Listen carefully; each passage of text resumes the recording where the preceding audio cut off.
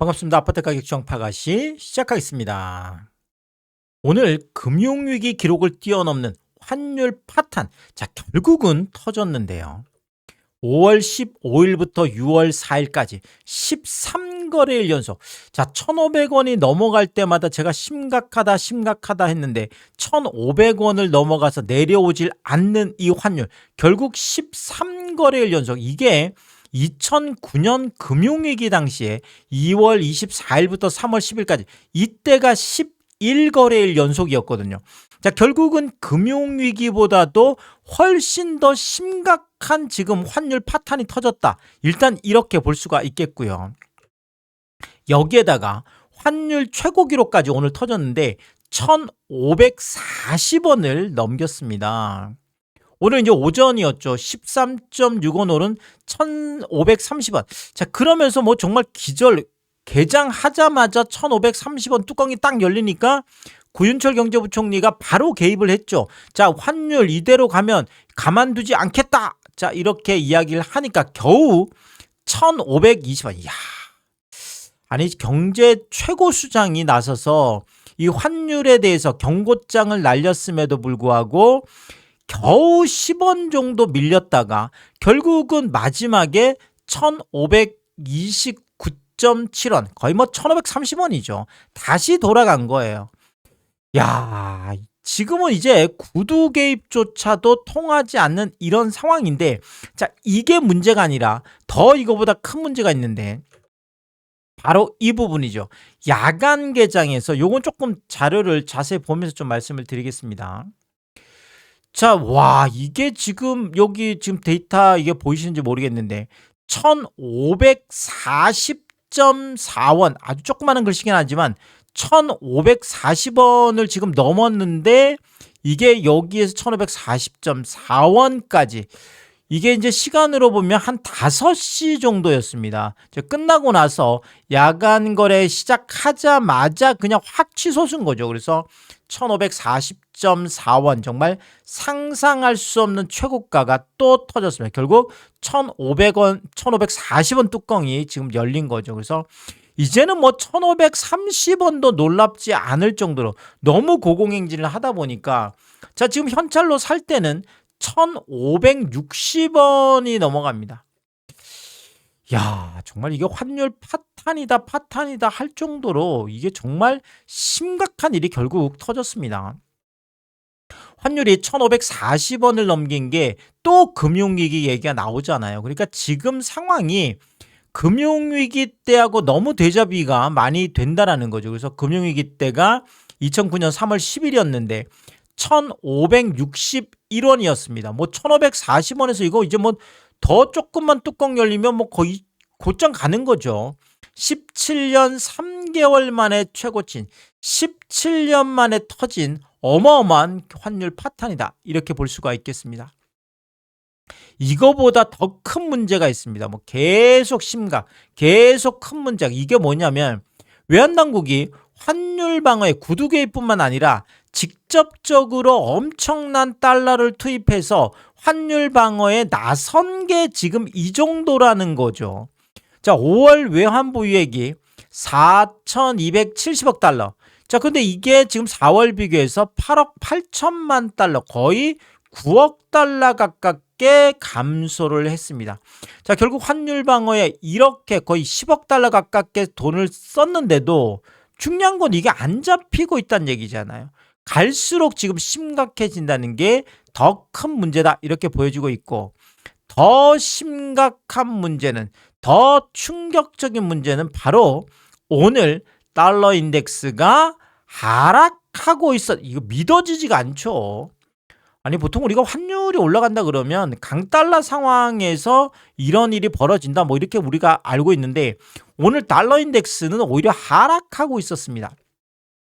보시는 것처럼 달러 인덱스가 99.29, 결국 100 아래로 움직이고 있었고, 더더구나 지금 0.24% 이렇게 지금 쭉 내려가. 오히려 달러 인덱스는, 달러 가치는 떨어지는데 원달러 환율은 무슨 금융위기 수준으로 튀어 올랐다라는 게, 야, 이거 지금 우리나라 안에 엄청난 구조적인 문제가 있는데 이창용 총재도 전임 총재도 지금 이걸 해결 못하고 지금 갔고, 지금 시현송 지금 한국은행 총재가 이걸 언제 어떻게 해결할지 이제 모르겠지만, 어쨌든 이 달러 문제, 환율 문제가 구조적인 문제가 있다라는 거죠. 그래서 이 부분이 뭐 저는 또 유동성 부분도 좀 지적을 하고 싶은데, 워낙 유동성이 많다 보면 또 이런 일이 벌어질 수도 있고, 그래서 지금 유동성을 줄여나가는 이런 작업도 아마 한국은행에서 할 거다, 제가 이렇게 뭐 계속 전망을 하고 있고요.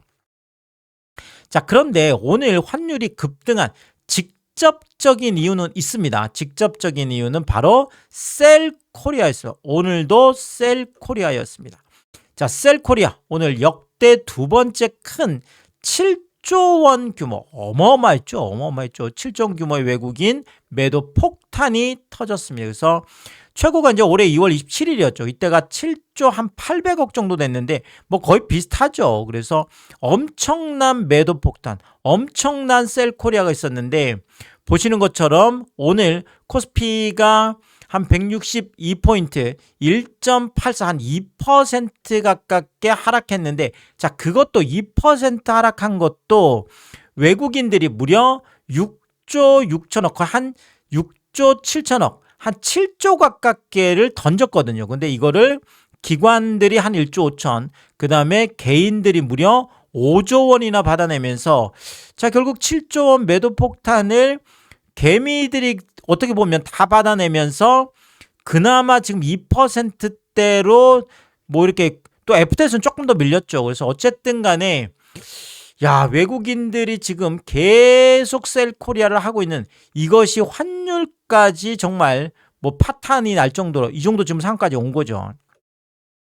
자, 그 다음에 지금 애프터에서 보면 이게 지금 삼성전자 지금 보고 계신데, 삼성전자가 35만 지금 1,500원, 요게 지금 한 9,000원 정도, 애프터에서 34만 2천원까지 밀렸습니다. 그래서 삼성전자 같은 경우에도 오늘 뭐 장중에는 한 2.5%였는데 그 다음에 애프터는 지금 한 5% 지금 넘게 빠졌죠. 그래서 34만 2천원까지 지금 뭐 밀려있는 이런 상황이네.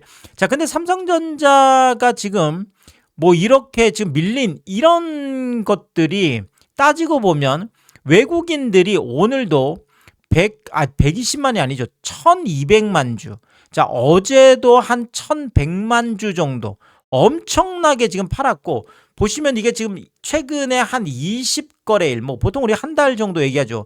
20거래일 동안 지금 외국인들이 매수를 한 거는 하나, 둘, 셋, 넷. 자, 20일 거래일 동안 4번 정도만 지금 매수를 하고 16번을 다 순매도했다라는 거죠. 이러다 보니까 외국인들 보유율도 49.61%, 50%가 무너졌고, 지금 계속 무너지면서 결국 48% 그러더니 오늘 48%가 무너져서 47%까지 내려섰습니다. 47%. 야, 지금 삼성전자 외국인 보유율도 지금 계속 급격하게 떨어져 나가고 있는 이런 상황이고요. 자, 그리고 이제 이게 SK하이닉스인데, SK하이닉스도 뭐 지금 마감은 한 2.63%, 한 62,000원 하락해서 한 229만 8천원 정도, 그래도 한 230만 근방에서 했었는데 애프터에서 엄청나게, 이때가 이제 애프터가 말 그대로 환율이 완전 파탄이 나는, 그렇죠. 1540원 뚜껑이 열리면서 이제 난리가 났는데, 자, 결국은 여기에서 더 추가하면서 6.74% 엄청나게 많이 빠졌죠. 그래서 지금 삼성도 그렇고 SK하이닉스도 그렇고 전부 다 지금 난리가 났는데, 결국은 외국인들이 다 팔고 나가면서 이 난리가 났죠. 그래서 오늘도 외국인들이 뭐 한 31만 주 정도, 어제도 한 41만 주, 자, 그제도 뭐 한 70한 2만 주, 엄청나게 지금 계속. 근데 지금 SK하이닉스 같은 경우에는 20거래일 동안 딱 한 번, 처음에 한 번 정도, 그것도 아주 소량 순 매수를 하고 지금 19거래일째 계속 외국인들이 팔고 있습니다. 그래서 지금 53%였던 보유율이 51.26%. 자, 이렇게 되면 만약에 이게 길어진다 그러면 외국인 보유율이 SK하이닉스도 50% 아래로 지금 내려갈 수 있는. 자, 결국 뭐 삼성하고 SK하이닉스가 지금 이 정도니까요. 지금 뭐 다른 주식들은 이제 더 말할 게 없을 정도로 굉장히 심각한 셀코리아가 지금 계속 이어지고 있는 거죠. 자, 그리고 이렇게 계속 팔고 하다 보니까 코스피 전체로 보더라도 아까 SK하이닉스하고 삼성전자만 제가 살펴드렸는데 코스피 전체로 보더라도 역대 10번째 장기 순매도 기록이 결국은 터졌습니다. 그래서 5월 7일부터 6월 4일까지 19거래일 연속 팔자. 아까 SK하이닉스가 지금 뭐 계속 팔자 해서 19거래일 연속이었잖아요. 그래서 19거래일 연속이었는데 똑같습니다. 지금 SK하이닉스하고 코스피 전체가. 그래서 19거래일 연속 팔자에서 순매도액이 무려 67조 원이나 됩니다. 그래서 어마어마한 지금 순매도가 계속 지금 터지고 있어서 자, 이 정도면 한 매일 거의 한 3조 원 정도 되죠. 매일 거의 뭐 한 3조 원 조금 넘나요. 3조 원 넘게 계속 팔아치웠는데 오늘 이제 가장 많았죠. 거의 7조 원 가깝게 순매도를 하면서 결국 환율까지 거의 뭐 파탄 수준으로 발작이 나는 이런 일이 결국 벌어진 거죠. 자, 결국 뭐 환율 파탄, 자, 이걸로 끝이 아니라 여기에다가 유가까지 급등을 하는 겨박제가 결국은 터졌습니다. 자, 미국하고 이란 뭐 지금 뭐 휴전 협상 또 지지부진 뭐 될 것 같으면서 이렇게 길어지네요. 어쨌든 간에 다시 또 무력 공방이 재개가 됐죠. 그러면서 국제 유가가 3거래일째 또 상승을 했습니다. 그래서 브렌트유가 또 $100 턱밑까지 가 있죠. $98까지 가 있고 서부 텍사스산 원유 같은 경우에도 $100 턱밑 96달러까지 가 있다라는 거죠. 아시겠지만 이거 환율 상승하고 유가 상승하면 인플레이션이 촉발될 수밖에 없죠. 물가가 안 그래도 지금 뭐 5월 물가 3.1%, 소비자 물가 3.1%, 그다음에 보통 뭐 우리가 생활 물가라고 하는 이런 것들은 3.3%까지 올라가서 안 그래도 지금 난리가 났는데 결국 인플레이션 이거 지금 뭐 환율 올라가면 수입 물가 올라가죠. 유가는 뭐 직접적인 또 원인이 되고 있고요. 어쨌든 간에 한국은행의 빅스텝 가능성까지 지금 커지고 있는 한국은행이 지금 3.0까지는 지금 무조건 가는 거거든요. 근데 만약에 이런 상황에서 6월 물가가 뭐 거의 막 4% 가깝게 이렇게 나온다고 하면 자, 한국은행이 7월에 정말 이거를 한 방에 끊으려면 빅스텝을 할 가능성도 있거든요. 어쨌든 3% 정도 갈 것 같고 뭐 더 높으면 3.25, 뭐 결국 최종적으로는 3.5% 이상까지도 갈 수 있다는 지금 얘기가 나오고 있습니다. 자, 이렇게 되면 지금 심각한 고금리, 금리가 고공행진을 하는, 제가 이전 영상에도 살펴드렸지만 지금 금리 상황이 정말 미쳤죠. 뭐 지금 농협은행 같은 경우가 7.34%였나요?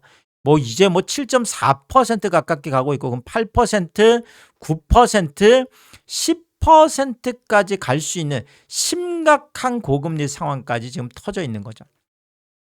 환율 파탄에 유가 급등에 금리 고공행진에 이게 끝이 아니죠. 자, 여기에 관세 폭탄까지 또 터졌습니다. 그래서 정말 겹겹겹 악재라고 할 정도로 갑자기 모든 게 한 방에 지금 쏟아지고 있는데요. 대한상공회의소 이제 자료를 보면 1분기에 대미 수출액이 대략 한 367억 4천만 달러 정도 됐습니다. 자, 근데 관세가 32억 달러였거든요. 자, 그러면 실효 관세율이 8.7%. 오, 괜찮네. 지금 상호관세가 어쨌든 간에 뭐 중단되긴 했지만 이 15% 정도 생각했는데 이게 지금 8.7% 지금 가 있다라는 거죠. 자, 그런데 중국은 26.4%, 인도가 14.1, 일본이 11.2, 독일이 10.3, 베트남이 9.9인데 한국이 8.7%. 실효관세율로 봤더니 한국이 지금 6위예요. 지금 중국보다는 뭐 어마어마하게 낮고 지금 일본보다도 오히려 지금 더 지금 낮아져 있어서 지금 6위 정도의 랭크가 되는데 원래는 한 3위 정도 됐던 걸로 알고 있는데 어쨌든 지금 우리나라 관세가 꽤 지금 괜찮게 선방을 하고 있었단 얘기죠. 요 정도로 갔으면 좋았을 텐데 갑자기 어제였죠. 6월 3일 제가 뭐 자세히 살펴드렸는데 완전 뒤집혔습니다. 미국 무역대표부가 무역법 301조 우리가 보통 말하는 슈퍼 301조죠. 말이 슈퍼 301조지 그냥 뭐 내 맘대로 301조죠. 뭐 미국이 정하면 정하는 대로 가는 거죠. 자, 강제노동 생산조사라는 어떻게 보면 참 말도 안 되지만 어쩔 수 없죠. 이거는 뭐 이 무역법 자체가 미국 맘대로 하는 거다 보니까 자, 그래서 이 적발국에 추가 관세를 부과를 하는데 뭐 조사를 하기도 전에 뭐 나라별로 관세율이 다 정해져 있어요. 참 이것도 웃긴 얘기죠. 캐나다, 멕시코, 유럽연합 6개국이 추가 관세 10%가 얘기 나오고 있고요. 한국, 중국, 일본, 대만, 호주, 러시아, 영국 자 60개국이 추가 관세가 12.5%가 됩니다. 자, 그런데 강제노동뿐만 아니라 과잉 생산도 조사를 하겠다고 해서 여기 적발 국가의 추가 관세 5%를 근데 뭐 무늬만 조사죠. 그냥 미국이 맘대로 정하는 거예요. 사실은 슈퍼 301조라는 것 자체가 그렇습니다.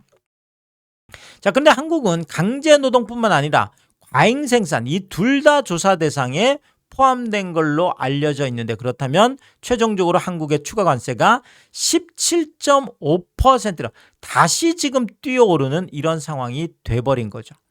자, 결국 이게 기존의 이제 상호관세 체제의 15%보다도 2.5%가 높고 지금 상호관세는 뭐 미연방 뭐 대법원이 이제 일단은 폐기를 했기 때문에 위법이라고 했기 때문에 이제 이건 안 되는 거죠. 자, 이거를 뭐 못하니까 결국 이제 슈퍼 301조가 나온 거죠. 근데 뭐 이거보다 어쨌든 2.5%도 높고 그 다음에 실효관세율 8.7% 생각해 보면 2배가 높습니다. 결국 17.5%라는 또 한 번의 엄청난 관세 폭탄이 예고가 되어 있습니다. 특히나 이제 제조업 과잉 생산 관련해서는 이제 반도체 자동차 우리나라 뭐 엄청난 지금 그렇죠. 지금 반도체 때문에 뭐 난리도 아니잖아요. 지금 반도체 수출이 뭐 역대 최대치를 기록을 하면서 사실 우리 코스피를 이끌고 가고 있는 것도 전부 다 이제 반도체 뭐 자동차도 뭐 좀 기여를 하고 있고요. 자, 그런데 이런 주력 수출 산업들이 정말 야단이 났죠. 이렇게 되면 다시 한번 또 더더구나 지금 미국 쪽이어서 자, 이게 또 어떻게 지금 뚫고 나갈지 정말 심각해 보입니다. 환율 파탄에 유가 급등에 금리 고공행진에 관세 폭탄까지. 아니 갑자기 지금 6월 들어서서 정말 이러다 보니까 정말 공포가 최고치로 또다시 치솟고 있습니다. 정말 정말 이런 그 심각한 일들이 좀 잘 지나갔으면 좋겠다.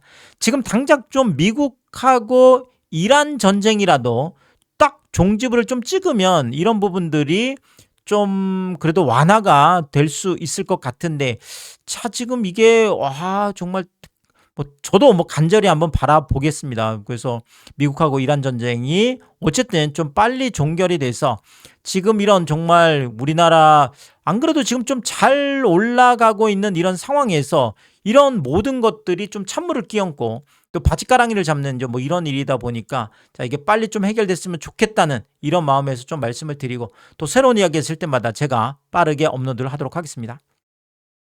오늘도 유튜브 쇼핑까지 시청해주신 여러분들이 저의 찐 시청자분들이다, 찐 구독자분들이다. 항상 크게 감사의 말씀을 드리겠습니다. 여러분들 쿠팡에서 구매를 하실 일 있을 때 아래쪽 하단에 띄워드리고 있는 삼양라면 링크를 통해서 구매를 해주시면 제가 영상을 만드는데 큰 도움이 되고 있다 이렇게 말씀드리겠고 정말 짧지 않은 영상입니다. 늘 끝까지 시청해주시고 유튜브 쇼핑까지 오신 게 그런 거죠.